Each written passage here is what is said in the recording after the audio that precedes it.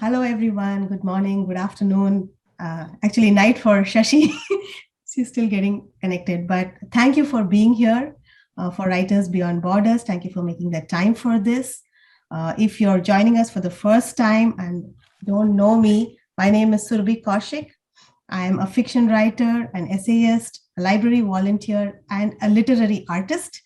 By literary artist, I mean, I put together programs like this and several other programs on Zoom and in person, because one of my goal for writers is to build an encouraging, enriching, and a really supportive community so that we can all grow and empower each other. So that's about me. And I welcome our guest today, Yasmin Angoe, and I'm going to read out her introduction. Yasmin is a first generation Ghanaian American and debut author of the bestseller and editor's pick, Her Name is Night. Yasmin was a middle and high school English teacher and currently works as a developmental editor and sensitivity reader. When not reading, writing, or editing, you can find her watching movies, engrossed in an audiobook, or likely obsessing about the fact she should be writing. Welcome, Yasmin. Thank you for being here. And I have to add to the introduction that her second book is out. I can see it in her background, and so can you. Yeah, awesome. I'm so excited. Thank you. Yeah, it comes out in September. So those are just advanced copies. Okay, congratulations. Thank you. Thank you. Appreciate it. Thank you. And it's over to you, Yasmin. Okay. All right. Well, I am so happy to be spending this morning with you all. Thank you all for coming. It's like, 9:30. And so, I'm barely, coherent at this time of the morning. So bear with me, and also as dressed as I am right now. So that's also a very odd thing. But anyway, thank you all very much for coming. And I am happy to be here with you all. I am the author or an author in my first book. Her Name is Night, which is right here, came out November of last year. I think it's been doing very well. It's about a Ghanaian female assassin for an elite, a clandestine organization, African organization. And so it is inspired by my own personal roots. My parents immigrated here from Ghana back in the day when they came to go to school. And so then they had me and everything. And so I kind of juggled life as a Ghanaian child in an American world and things like that. And so I kind of put that all into my story. But it's not a story of my life, okay? Because I am not an assassin. And if I was, I wouldn't be able to tell you, right? I would have to find out where all of you are and come and get you. My second book, They Come at Night. That's the second in the trilogy. So there's a third one coming out, which I am currently working on. So when Surabhi said, that I'm always obsessing over the fact that I should be writing, that's actually what I'm thinking about right now is like how much time, because I have to make word count today because deadline is fast approaching. And this month is going by too fast. So, but I definitely wanted to come and talk to you all about just the writing and my own writing process when it comes to a specific topic. I think the most questions that I have gotten and the most feedback and comments that I have gotten has been about my characters, the characters that I put into this book. It is very character driven. So even though it is an action thriller and Nina is the protagonist. She is someone who, kills people for a living. So my whole big thing that I needed to do when I was creating the character, and she came to me first, I knew that I wanted to write about this fierce woman. And I wanted to write about that because I love action, adventure, thriller, horror, all of those types of stories. I love to read those things. And when I started writing her back in, seriously, I was writing her in maybe 2017, 2018, and I finished it in 2019. When I was trying to create her, I was like, you know what, at this moment, I really wasn't seeing people like me in the books that I was reading. I wasn't seeing myself on the page. I definitely wasn't seeing myself as a woman. Everybody who, was, someone who was saving everybody was always a man. And it was always, a white man too. So if there are any white men in here, no offense, but that's what I was reading. And that's definitely what I was seeing on the screen. And so I was like, you know what? I feel like women can do just the same thing as, Jason Bourne and John Wick and all of them, Jack Ryan, they could do the same thing, but they could do it better, right? Because they're women and there are layers to us. And so I decided I was going to create this character, and she was going to do the same kind of things that they did, but she was going to have layers and she was going to have a story, because that's also something that I noticed about those stories is there's so much action and it's boom, boom, boom, all this stuff. And it's great, but we don't really know the character. What made Jason Bourne this way, grow to be this way? Now we know what made him forget his get amnesia and all that stuff. But as he was a boy growing up, what really molded him to decide that this is the route he wanted to take? And so, like I said, I like layers. And as a reader, I really like to know my character, whoever it is that I'm writing or reading about, because that's how I invest myself in their story, whether they're good or bad. I want to know kind of what makes them tick, like the inner workings of a clock. So I set out to do that. And so that's how like Nina came. And that's how I really formulate all of, my stories. I think about the character, and I spend a lot of time thinking about who is this character? What do they want? How are they going to achieve this thing that they want? How are they going to be? And then, I kind of layer down into like the really microscopic parts of, of being a person. So you'll often find me like outside. If I'm outside, I'm always paying attention to the people around me, because I will glean something from everyone. And so someone might be like obsessively like scratching at their arm. And I'm like, wow, I mean, that's interesting. And so that might be something that you might see in a character that I later write, is like, that's a tick of theirs that they do when they're thinking deeply and stuff like that. And all of those different things that you put into a character, the reader picks up on, and they feel more like relatable to that character. And they really feel like they get to know that character because they've picked up on these little minute things that you may not think is possible. So that's what we're going to be focusing on here with you all, and you all are always free to ask me any questions, and I'll, like I said, tell you about my process of how I formulate it. And I'm just going to like make that up as I go, because there is no formal process, but I had to sound really fancy for you all, so I had to like create a formal process. But honestly, I don't have a formal process for anything that I do. It's just however I'm feeling at the time, that is my formal process. So we're going to be talking about building out your fictional characters, and how you do that. And I even went as far as to try to find a graphic for you so that you can kind of get started. Whatever your process is, obviously, I'm going to say that first, is whatever your process is, go with it. But I am also a constant learner. So I do like to see like what other people are doing, or what other people, use in their process, in their profiles that they create and things like that. And I pull like different elements from the things that I learned so that I can create for myself the ultimate character, for my books and things like that. So I got this PDF graphic that I think we're going to drop in the chat so that you all can have it. And then it'll also be in the email that you'll get, a few days from now, just in case you can't open it up now. But we wanted you to be able to open it up as I was talking, so that you can kind of visualize. That's the kind of learner that I am. I like to hear what people are saying. And then I also like to like see it as well as they're talking about it, as they're talking through it. So I do believe our great, fantastical Josh put the PDF in the chat. So if you can open it, that's great. If you can't open it, then you'll definitely get that in email so that you can open it at a later time. So we'll just get started with this, why it's important to build out your character. And sorry if I'm looking like down at my notes, because I also, like I said, I'm a visual learner. So I've got like the profile here, and then I've got like my notes as well.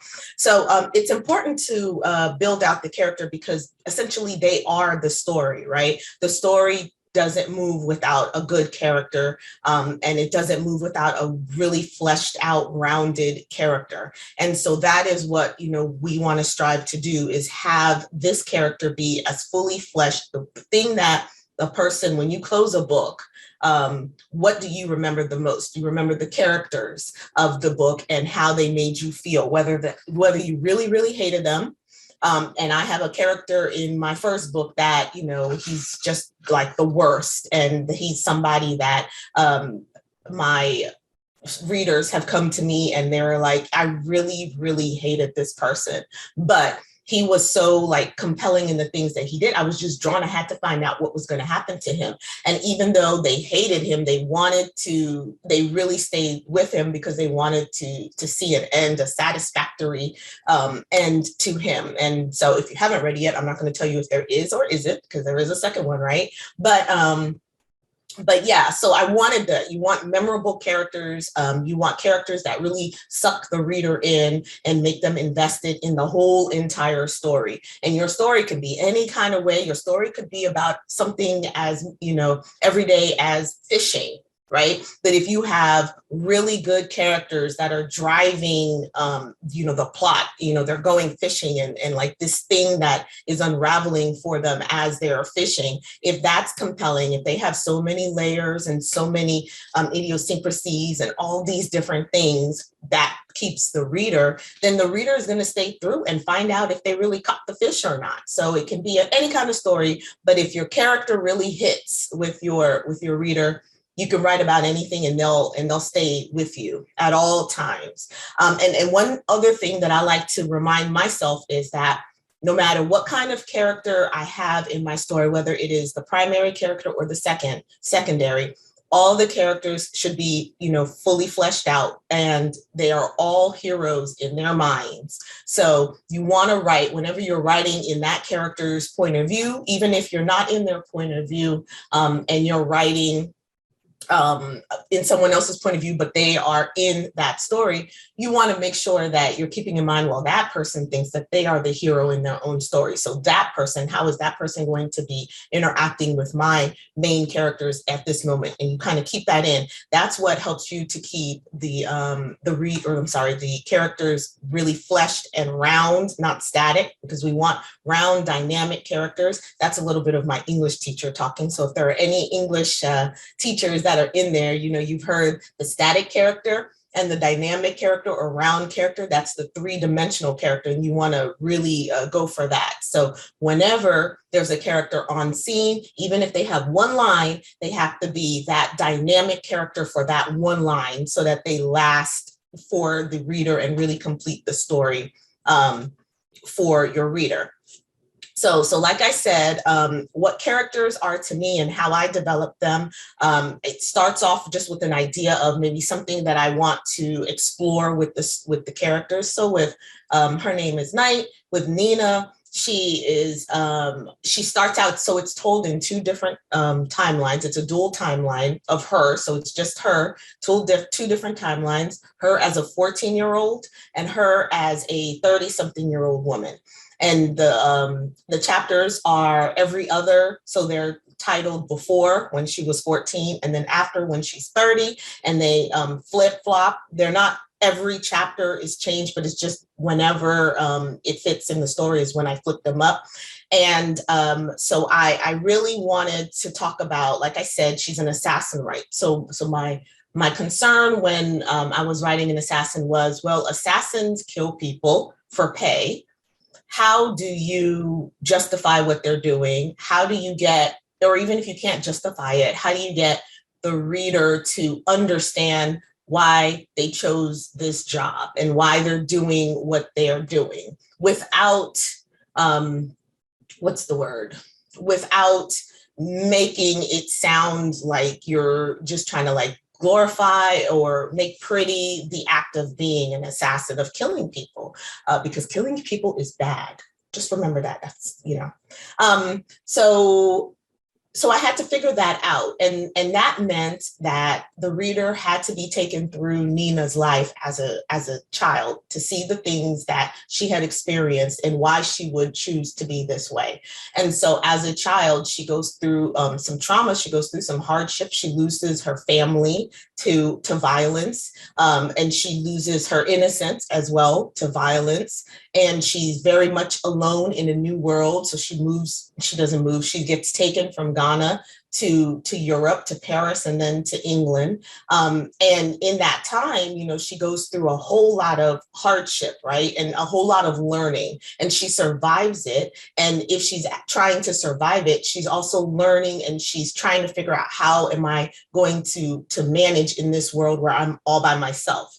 And so how she does that is the why she becomes the assassin, right? She gets all of these things taken from her. She loses her power, her name, her grounding, right? Her safety. She loses all of that.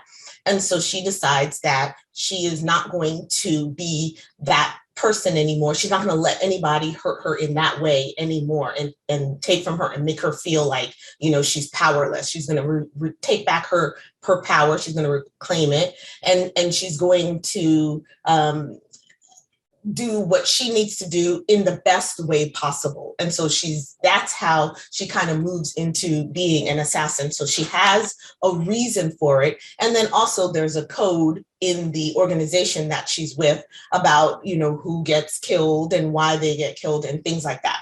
So those are the things that I had to think about in how to not justify, but how to explain how this one person becomes an assassin, and why this one person doesn't find any fault in what she's doing because of how she grew up, what she experienced, and then also because of what their reasoning is for doing this thing that they do, which is ultimately to uplift they want to uplift the African people as a whole, because they feel like all these years, historically speaking, we know that Africa has been invaded and they've had their resources taken and they've lost a lot, and so it's all about reclamation of the things that, were taken from you. And so that's typically how it starts for me. And then from there, from that main character, I kind of build out all the different things that, is going to be in that character, which I'll kind of talk about. And I do the same thing, for my antagonist, because they have to be a foil for each other, right? So you've got your good person, and your good person has to have bad faults as well. And you've got your bad person, and your bad person can't be inherently bad. They have to have good faults, because nobody is going to, accept someone that's all bad, and they're not going to believe it. There's always a reason, as minuscule and as maybe silly as we may think it is, to that person, because remember, they are the hero of their story. To that person, that reason for why they do what they do is not silly. So you have to kind of believe that for your character, and then your reader will believe that for your character, and they'll buy into, why this person is inherently bad, or why this person is really, really good, but actually she's not really good because she, picks her toenails or something like that. Nina doesn't, but somebody else may. And so that they have this little flaw that nobody else knows, but the reader knows. And so if you drop those little nuggets into your character as you're creating them, trust me, your reader will love it and eat it up, because they're going to feel like they know your character more than anybody else, and that they are intimately friends, or not friends or whatever, but they've got intimate knowledge of your character, which they do because they're reading it, right? So the protagonist versus the antagonist, like I said, they are going to be three-dimensional. You can't just create one kind of superhero that has everything, good. They can't be beaten in any kind of way. They're just perfect. They say the right thing. They look fantastic. Everybody loves them. They have all the perfect goals. That makes a boring character to me. Does that make a boring character to you? Yeah, I'm seeing head nods and things like that, right? And then if we have the antagonist, and like I said, the antagonist is so bad and they just can't be redeemable, and you just want to find something to they're just disgusting, and you're just I just can't read this anymore, because this person, there's just nothing. They're giving me nothing to glom onto. like that kind of stuff will make a reader stop because they're just so absolutely disgusted. But if you give, this, think about, let's see, the mini, what is that movie that just came out? Like Minions, right? And they've got Gru, or I don't know if that's his name because I don't really watch it. Okay, thank you. So Gru, right? He's a bad guy, right? He is supposed to be like an evil, like, mega villain or something like that. But what does he do? He takes on three girls who don't have any, without parents, right? He takes them on and he becomes the father figure. And then he also has all these little minions and they're so daggone cute, but they're supposed to be, bad, right, with him and doing all this world domination thing. But you love them and you love him because he has these three girls and they are just the cutest things. And you see him break down, with the girls and really start to love them and care for them, even though he is like supposed to be this bad guy. And so you have to give your bad guy a little bit of or a bad person, I should say, you have to give them a little bit of something that is relatable, that is nice and sweet, that the reader wouldn't expect this bad person to have because they are trying to rule the world and they're trying to take over. I mean, they can still be a jerk to everyone and everything like that, but personally inside, your bad guy who just finished like lopping off someone's head could go home and he's got his bonsai tree and he's talking to his bonsai tree and he has his little cat and he's petting it and he's calling it Fluffy and eating ice cream while he watches Grey's Anatomy. Okay, so you wouldn't expect that of him because he's a bad guy. He just cut off somebody's head, but that's what he does. And even though that information might not make it on the page because not everything can make it on the page. Even though that information doesn't make it on the page, trust me that information that you have created, that he has this soft spot that nobody gets to see, that he loves cats, will make it on the page somehow in some way. He could be going out and he's about to like to do some sort of like shootout with everyone and he's running down the street and he's just like picking off all these people and then he sees a little kitty crossing the road and all of a sudden he jumps and saves it right at the end of the day and you're just like, and everybody's like, I can't believe he saved the cat, but he killed all these people.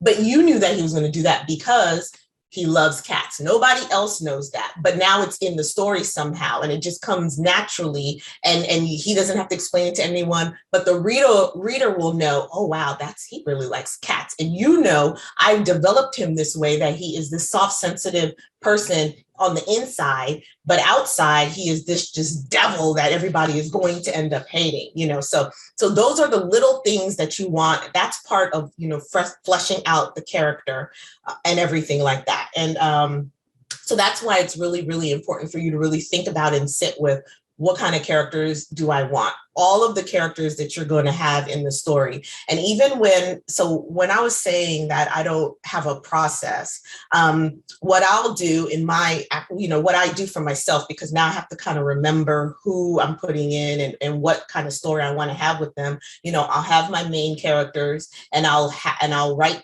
them on a sheet of paper. So I don't necessarily use, a graphic like what I've shared with you, and hopefully you're kind of going through it. But I do use a whole lot of those elements. And when I was going through that, I was like, these are some other things that I can think about because it might help me in my future story. I might want to highlight this thing in the story. So I might not, like I said, highlight everything that's on that profile, that character profile that you have. It's really extensive and that's why I really like it. But I might take some bits and pieces that I know is going to be highlighted in a particular book. So I'll do a page, and in my page I have the rundown of who this person is, what is their motivation, the basics of when they were born, where did they live and what did they live in and what do they do for a living and everything like that. And I write them in a big spiral notebook. So you can see like right here. Here's my big spiral notebook. See, it says book 3 because I'm working on book 3. And you see it's got, and I'm a Post-it note person. So I've got a lot of Post-its and you can see like, oh, here's one, like try fails and like fight choreography. So these are all of my things, right? And in there's also a character and things like that for each of the characters. So there's like a page rundown of the characters, and it tells me all the things. I'm just writing down all the things that I think I want for this person.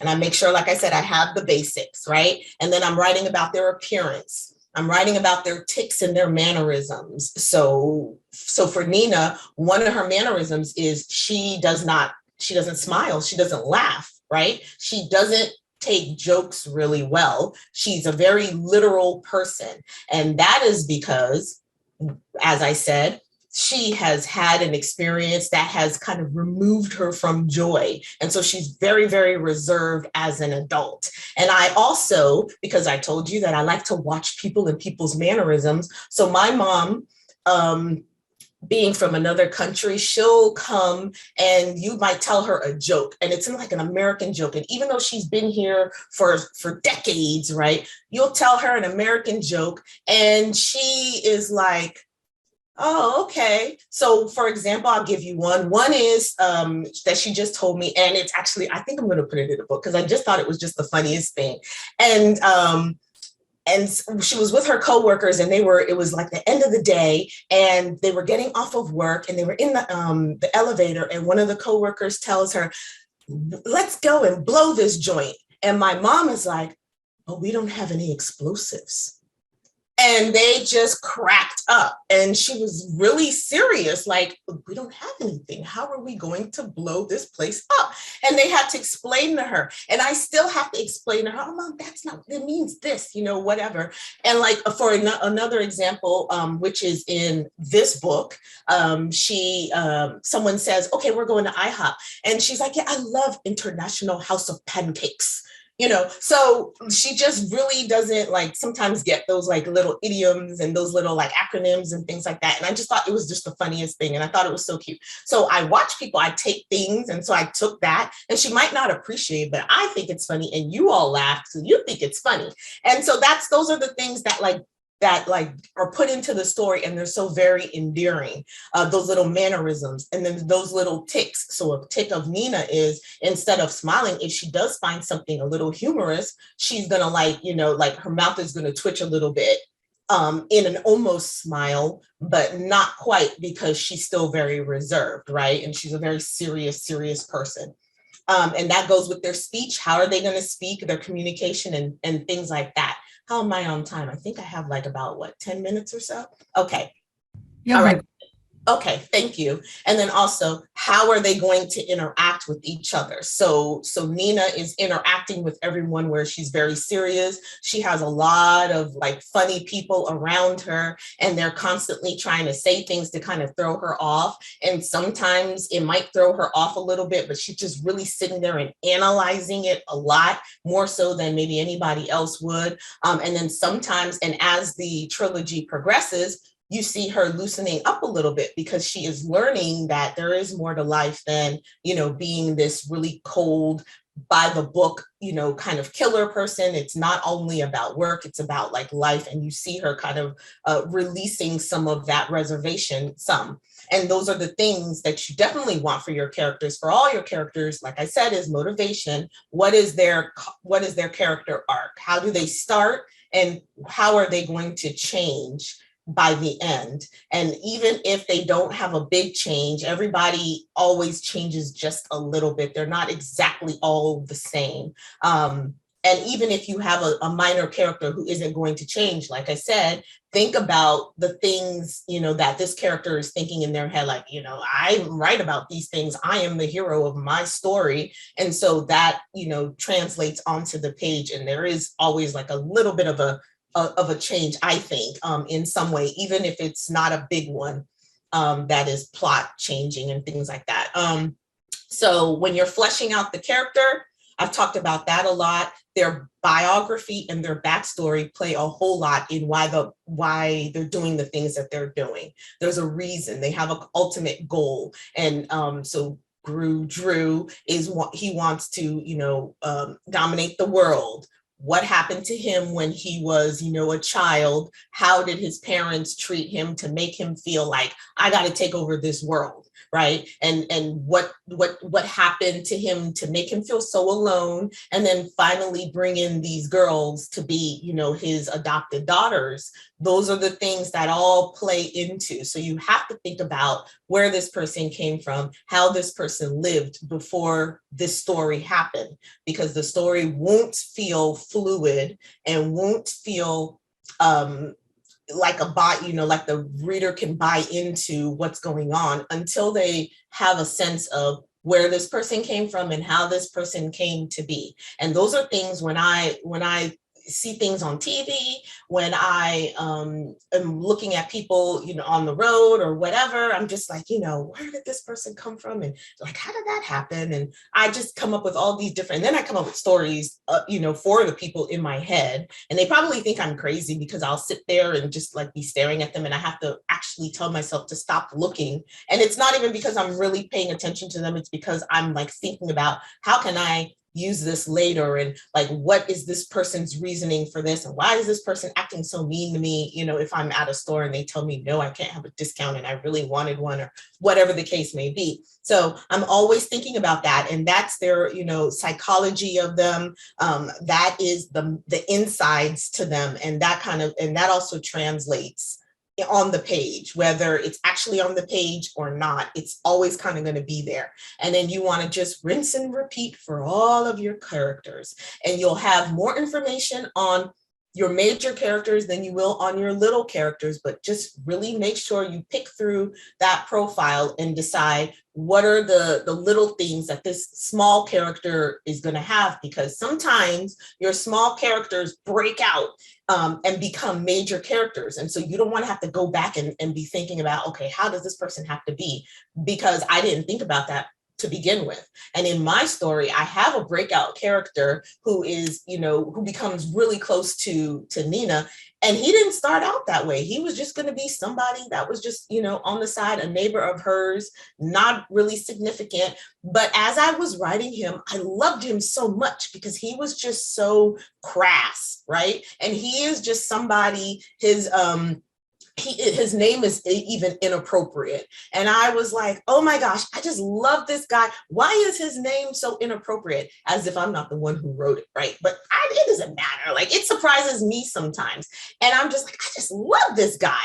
And so he became this breakout. And I luckily had written enough that I felt like, I know him well enough. And this is why he became a breakout, because he was just like, listen, Nina is great, but I'm even better, and you're going to love me. And so he became a character that I also get like a lot of, people will come to me and they'll just be like, oh my gosh, I just love this guy, Kegel. Yes, that's his name. And if you're a lady, you know what that is. And I'm just, and she's even thinking like, your name is just, and he's like, I know there's a reason for that. You know what I mean? So it's very, it just comes very fluid and very natural when you enjoy your characters. And so I really like the profile and kind of figuring out my characters, because when you enjoy them, your reader will enjoy them. And when you really, really hate your character and really feel some kind of way, your reader will feel that same way, or even worse, or even differently, more pronounced, I should say, because you have written them so gut-wrenchingly in one way or the other that it just holds on to the reader and it just never lets them go. And I mean, I have for my antagonist, Paul, I wrote him in a way, and I really, really, disliked him, but I also understood him a little bit and why he was doing the things that he was doing. And nobody else will really understand that. But I hoped that it would kind of translate in there. It didn't quite, because people still just hated him, period. But when they talked to me about him, I'm like, yeah, Paul is a horrible person, but there's a reason why, that he was this way. And so I'll have someone messaged me maybe last year or something, and they were like, that Paul, I just can't stand him. I hope that, Nina totally eviscerates him, and she just cuts out his organs and just pulls them out. And she told me I was just like, oh my, and this was a romance writer who told me that. And I'm like, what kind of romance writer are you? That's my job, pulling organs out of people's bodies. But that's how she was like, he just makes me so mad. I just want to rip his intestines out and wrap them around his neck. That's what she told me. And she said it like that too, in Panera Bread where we were writing. So it was very visceral. And I was just like, oh my gosh, that's how, but then I was like, thank you, that's great. Because I wanted people to feel so like one way or the other about these characters. Like you're going to hate Paul and you're going to hate him with a passion, or you're going to love Nina and you're going to love the way that she is or isn't, and that's the kind of thing you want your reader to elicit, that kind of emotion, because your memorable characters are who will stay with your reader. They'll come back if you have more than the same character. That's why you see a lot of authors writing different books, but in a universe where that same character is, like Stephen King does that a lot. They just rewrite these characters because they have been so loved one way or hated that they just have to keep coming back. Like the readers can't get enough of them and the writer can't get enough of them either. So that's why you want to like really make sure that you've thought about who your character is and how you are going to present your character to your audience, and how you are going to also enjoy your character as well. Because if you don't enjoy your character one way or the other, it's going to translate in your story. And also one thing that you want to do, because Surabhi said that I am also a sensitivity reader as well as a developmental editor. When you are writing characters that are outside of your lived experience, if you are writing characters that are not of your same race or whatever the case may be, then you have to take even more care with how you write your character, more so than you would write the character who looks and is from the same places that you are from. That doesn't mean that you can't write a character who is outside of your lived experience. That means that you really have to understand who you're writing and why you're writing that character. Is it important for that character to be in there?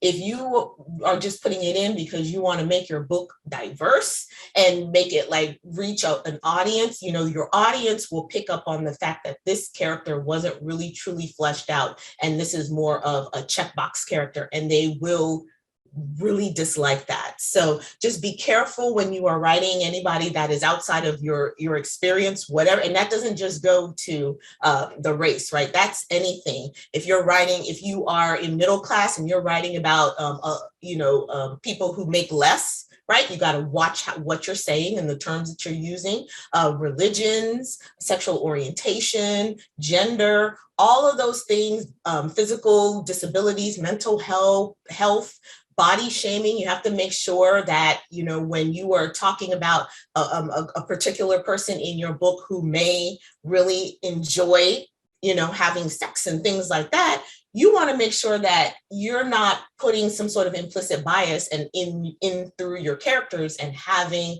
the characters call them names in the form of jokes, because too many of those starts to look like you are shaming that person for being who they are and for enjoying something that, maybe you're not too sure about yourself, or however you may feel, about it. And you want to make sure that so it's just even the little things, you just got to kind of make sure that anything that is not how you live, you're writing it with extra care. You got to put extra love and attention on those characters.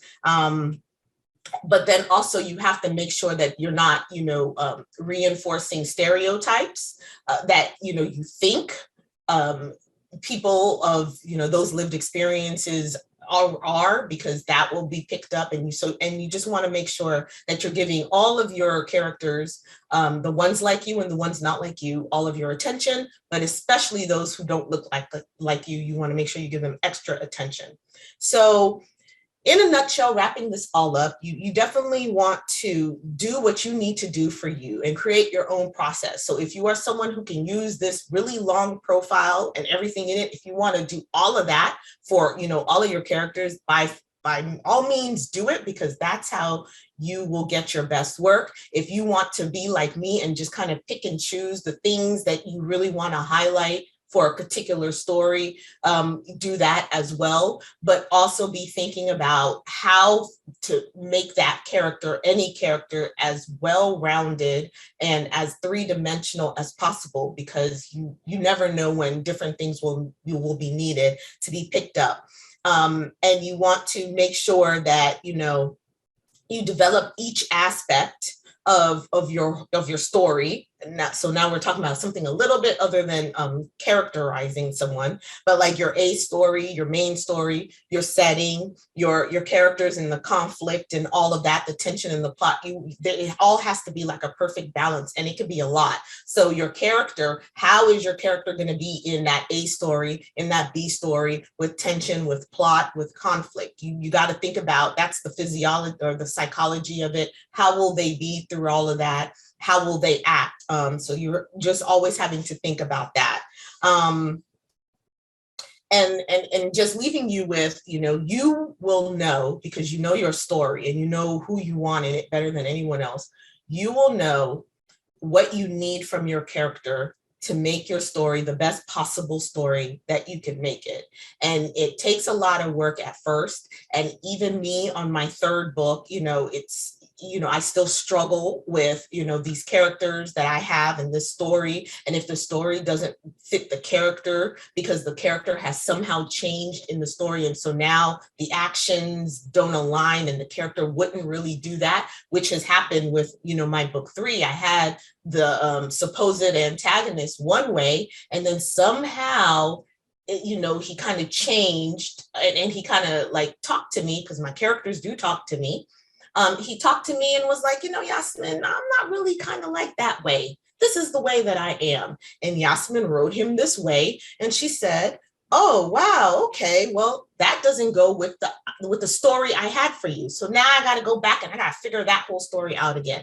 And that's what slowed me down, and why I'm always thinking about writing, because new things happen, and I never follow my synopsis and my outline. I just go off the top, and then here we are, a big old hot mess. Okay, so that is my spiel to you about characterizing your making your characters three-dimensional and building them out. So does anyone have questions? Thank you, Yasmin. Yeah, you can see the applause coming for you. I do see questions popping in the chat. Okay. But before I take them, I like to do a group picture before we break for Q&A. So Josh will give us a count. And before that, if you want to turn on your cameras, feel free to do so for the picture. And you can turn them back off. If you're not comfortable, you don't have to be. That's all right. You can stay off camera. So Josh, if you could just do the honors, please. Sure. Thanks. All right. I'll do a countdown. All right. 1, 2, 3. All right. We're good. Just one more, because I see Ram just turned his camera off. So yeah. Sure. All right. 1, 2, 3. Thank you. Thank you. Thank you so much. Yes, I know that Shahnaz has a question, and this is just absolutely brilliant. I've read the book, and it was really nice for me to know what shaped those characters. So thank you for everything, Yasmin. This is amazing. Can you see the question, or do you want me to read it out to you? No, I can see it. So if you have a negative character that you love to hate, why give them something positive? If the reader loves to want to torture them. And that's, so I kind of touched on that a little bit. You can have a negative character that you love to hate, but everybody, there is nothing that's totally unredeeming about about anybody. Everybody has something. And so your negative character cannot be all the way bad, because that's not realistic. And you want to make your character realistic to your reader. So your character's actions can be like the worst, and they can be like a horrible person, but there's gotta be something. And it doesn't necessarily have to be a positive something, but it just has to be something that makes them humane. Does that make sense? Like, you know, like they got to have some sort of something that it's a little bit of a give, or else your reader is just going to be like not as invested in them because they're just not something that they can gleam onto, even if it's bad, right? So yeah. Do I review my stories with an informal group for feedback? I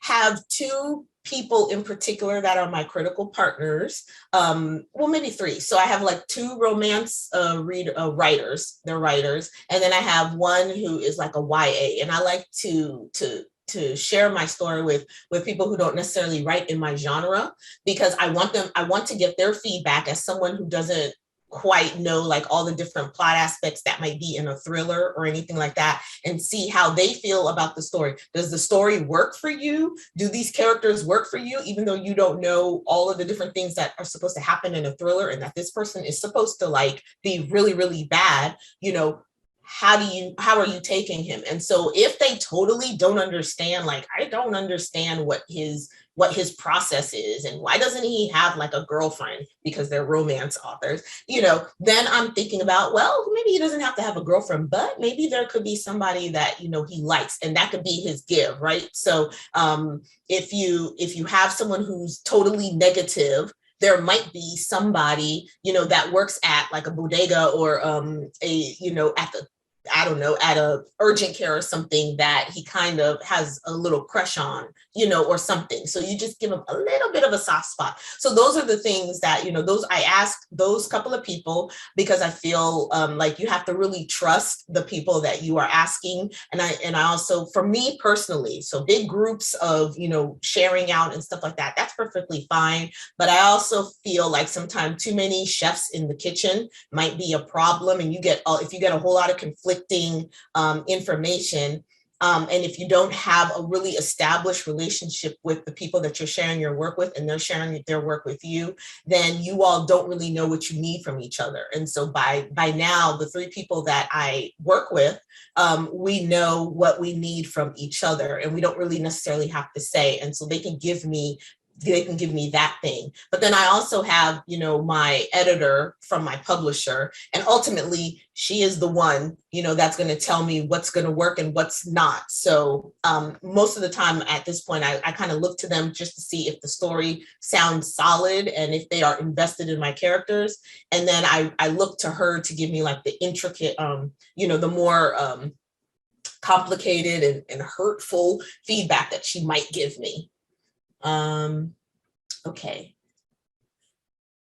Okay, so Sarah, I think she wasn't able to get that handout, so I don't know if she was here before, you know, so if we can. I can send it to you, Sarah. It'll be there in your email, so don't worry about it. Okay, and then my process for developmental editing. So I am a long thinker and a quick writer, if that makes sense. It takes me a long time to think about my characters and how I want the story to go. I'm also a visual kind of writer, which you'll probably hear a lot of people say that they are, but me, I like the story has to literally play out like a movie in my head. And I just transcribe what is playing out in my head. So I have to have the whole story play out from start to finish in my head before I can really sit down and write down what I write. And I also do not write linearly because that's boring to me. I like to write what I'm feeling at that moment. So I know the scenes that are going to happen in my story, and I'm like, man, I'm ready to tackle that big chase scene and kidnapping scene, and I'm going to do it right now. And so, and I could be inspired by anything, could be a song or a movie that I saw, and I'm like, oh yeah, I'm ready to write this thing. And so I'll write that scene. So I write in Scrivener, and that allows me to write out of order in all these different scenes before I put them together in Word. When I do my second draft and I'm doing revisions, then I compile everything and I put it in Word. And then I go through to make sure everything is cohesive and all tied together, and it flows very nice and pretty. All right. Okay, so like Minion movies, do I also like happy endings? I like happy endings, but I know that not every ending is going to be happy. And so I try to not necessarily have happy endings, but realistic endings, if that makes sense. I better write that down because I like that answer. Somebody remind me of that. I like realistic endings. So an ending that is realistic and true to the characters is what I like. And sometimes that might mean that it won't necessarily be happy, but it won't be all the way bad either, because I like a realistic and hopeful ending. Let me write that down too. I don't know where my pen is, but somebody remember it for me, please. Thank you. I appreciate you.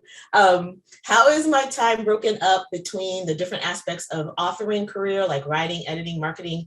Listen, Lindsay, if I knew that, if I could figure that out, I'd be able to tell you, but I don't know. That's why I'm a hot mess right now. And I am just all over the place because I do have a lot of authoring things to do with the second book coming out in September, which is not that far away. And then I have events, not like this, I like this event, but I have events that I actually have to like travel to that, I put that on myself because I signed up for them. So why I'm complaining, I don't know, but I didn't know that I would have all of that. Plus, have a deadline at that same time. I wasn't thinking, I was just excited to go to things. So that's what I've done to myself. And so there's a whole lot of stop and starts. And I have had to learn that I've got to be really, really disciplined in myself because I'm not disciplined in myself. I discipline my kids more than I discipline me. And I have to discipline myself to sit down and work and then sit down and try to take some time to do, the logistical authoring stuff, which turns out to take a lot of time if you let it, checking emails and replying and talking to the publicist and figuring out, oh, it's time to post on Twitter. And oh my gosh, I don't have time for that. And I'm not, I'm not a great person on social media, to be posting and stuff. I'm really boring and I just like to lurk, but I have to really remember to do those things. So it's a lot. And then character agency. Yes, it is super important to have character agency. That's their motivation. That's what drives them. If they don't have agency, if they don't have something in which, they are taking charge of their own life.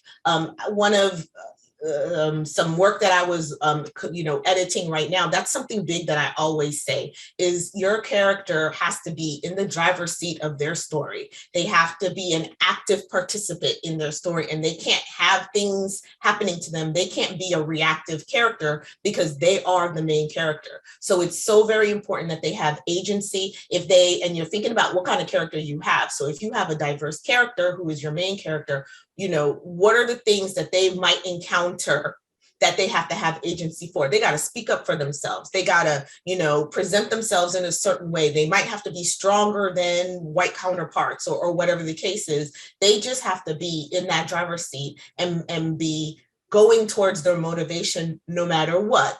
And that is what can give them like some agency and why it's like important. Okay, so if you have multiple main characters, is there a way to balance their storyline? So for that one, if you have multiple main characters, I would probably, so I had my dual. So to me, that was like multiple, those two.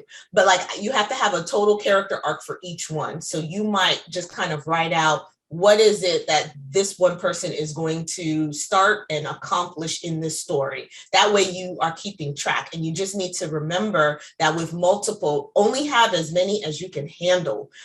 So don't have one. And also think about your reader too, because if you have a whole lot, if it's like that movie Crash and there are like 5 or 6 or 7 or 8, different characters, it's a lot of work on you. And then it's also in a book, it's hard for the reader to keep up with all of those different people doing all of those different things, right? So you might want to just make sure you have as many as you can handle, that you're going to have fully fleshed, characters. And then also their story is a complete arc and there's nothing that you're going to leave out. So I would probably write like a profile of their whole entire story for each one, and then kind of figure out where I'm going to weave each one in and how I'm going to how they're going to intersect and stuff like that. It probably has to come naturally for me. That's a little bit harder. That's a whole lot of work though. So if you're doing that, more power to you, Mel, because that's a lot. And so I commend you for that. And then can I talk a bit about payoff? What types of payoff? Why does it seem often be death for antagonists, etc.? That's a good question. So the payoff doesn't necessarily have to be death. It depends on the kind of story. If the antagonist is like super bad and has done a lot of killing, then probably the best payoff is that he gets killed himself, or they get killed themselves, because the reader will think that they've finally gotten their comeuppance. The payoff needs to align with what it is that they want most, right? And so if the bad antagonist wants to get the gold, and at the end they still get their gold, or they get some of it, they get away so that they can go and have another heist at the end of the day, on another day, that's not really, a payoff. It's got to be something that stops them completely from obtaining their goal, and in a way that's very satisfactory to the reader. So if you have written someone who is so bad, and like they're such a jerk, and like, it's a guy who has really crushed this other person's feelings because he's just mean, a bully or whatever. If you have a bully, you're not going to kill the bully, because the bully wasn't killing people. They were just beating kids up. So in the end, if the bully gets embarrassed because something happens, if the bully doesn't get a scholarship to a class or a school or something like that, that's a good payoff. So it just really depends on what it is that the bully wants the most, or I'm sorry, the antagonist wants the most, and what they've been preventing everybody else from getting because they're such an antagonist, those jerks. All right. What's my secret to my energy? That's a good question. I don't know what it is, because I'm not like this when I'm not on screen. It's all fake. I'm just faking with you guys. There's no energy here. When I get off screen, I'm going to pass out on the floor and just be like, where's my popcorn? So I don't know what you're talking about. Okay. But I mean, it's really, because I like talking to people, and I love talking about craft. And that's the one thing that's really, really excites me, is writing. And I just love these questions, and I'm just really excited that people are actually asking me stuff like I know things. Yeah, I see Jesse's question, and we may have to close on that one because we're at time. Oh, okay. Do I have a favorite character from my own personal readings? One that stays with me. Okay. Oh, thank you. I've been inspiring. Yay. Oh, listen, I wore this yellow dress for y'all especially. So yes, thank you. I wanted to glow for you all. But yes, do I have a favorite character from my own personal readings? The characters that really, really stay with me, even from from my youth, would be To Kill a Mockingbird, right? I know sometimes people are like, why that book or whatever, but honestly, Boo Radley, who was the character that was shuttered in his house, and everybody thought that he was, a killer, a serial killer, and all these other things. He was just really they just didn't understand who he was and what he was going through. That character stays with me. And those are the characters that I really find myself invested in, are those characters that are like the underdog, that people just always have these misconceptions of them, which is why I wrote somebody like that, because who would have thought that, this Ghanaian girl who grew up in a village, in Ghana, a small village of just a couple hundred people, would grow up to be this international assassin and be so sleek and sophisticated and wear pretty dresses like what she wears and things like that. Who would have thought that? You know what I mean? And so I always love an underdog, and those are the stories that really hit with me and resonate with me and what I try to write. So just right off the top would be that, Boo Radley. There are others that really, really stick with me, but I can't think of them now because performance anxiety. I have no idea. My brain just went out the window. But thank you all for your questions. I know we're over now, so sorry for that. Forgive me. Guys, thank you for being a lovely audience. Thank you, Yasmin. Brilliant as always. Yes, a lot of applause. Thank you. We look forward to all of your other books. Thank you, guys. I'll see some of y'all next month. Thank you. Bye.